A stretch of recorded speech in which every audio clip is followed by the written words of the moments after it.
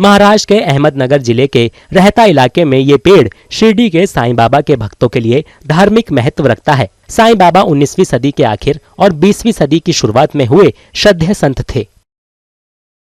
माना जाता है कि कल्प वृक्ष या चिंतामणि के नाम से जाने जाने वाला ये पेड़ उन लोगों की इच्छाएं पूरी करता है जो यहाँ प्रार्थना करने आते हैं।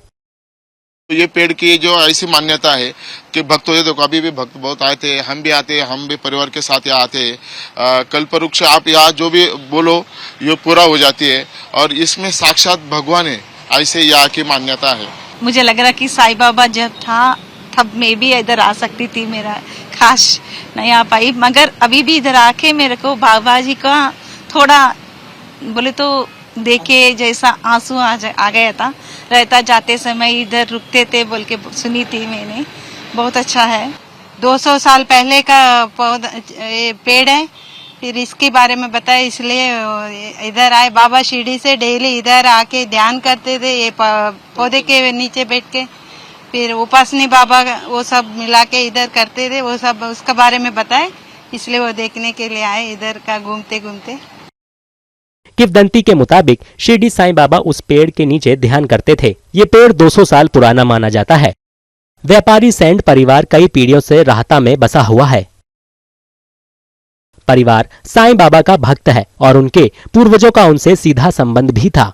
साईं बाबा के समकालीन चंद्रभान सेन ने उनके शहर में आने के दौरान राहता में अपने घर में साईं बाबा की मेजबानी की थी। उनके प्रपौत्र का कहना है कि वे निश्चित रूप से नहीं कह सकते कि साईं बाबा इसी पेड़ के नीचे ध्यान लगाते थे, फिर भी उनका मानना है कि ये खास पेड़ है।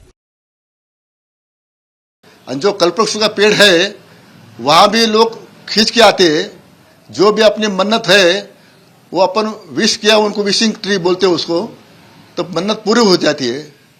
मेरा भी वही अनुभव है। सेंड परिवार का घर 160 साल पुराना है। उन्होंने उसे उसी हालत में सहेज कर रखा है क्योंकि साईं बाबा अक्सर वहां आते थे। बाबा कभी भी शिरडी से डायरेक्ट कभी घर पे पधारे नहीं, वो फार्म पे रुकते थे, वहां से वॉचमैन बोलने आता था बाबा आ गए करके। उस टाइम सब विलेज रोड था, ब्रिज भी नहीं था। फिर वो लक्ष्मण वॉचमैन बोलने आने के बाद फिर यहाँ से ऑर्केस्ट्रा लेके ढोल ताशा लेके उनको लेके आते थे हमेशा।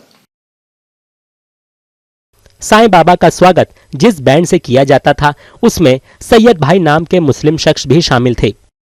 ये परिवार भी पीढ़ियों से राहता में ही बसा हुआ है। बाबा की खिदमत करते थे हमारे दादाजी। दादाजी को बाबा ने यहाँ शिरडी को आते थे, शिरडी से यहाँ आते थे और वो हमेशा दादाजी के खिदमत करते। दादाजी को हमेशा चाहते थे। हमारे दादाजी ने साईं बाबा की तरफ अपना जीवन अर्पण कर दिया। हमेशा बैंड बजा, ताशा बजा, पालकी बजा, रथ बजा करते थे। हम भी उनके साथ में जाने को लग गए और छोटे मोटे काम बाबा के करने को लग गए। सैयद परिवार का साईं बाबा के साथ जुड़ाव भी कम से कम 4 पीढ़ियों पुराना है। हम बाबा के मंदिर में बजाने का जो हमारा सेवा है वो देते हैं। हम कब से ये सेवा शुरुआत है? ये तो अभी मेरी 4थी पीढ़ी है।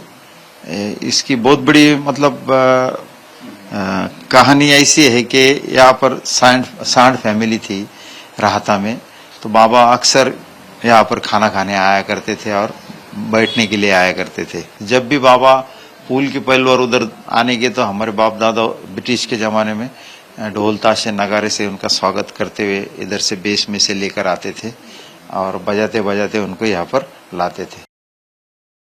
शिरडी आने वाले कई श्रद्धालु पेड़ की पूजा करने और 160 साल पुराने घर को देखने के लिए राहता पहुंचते हैं।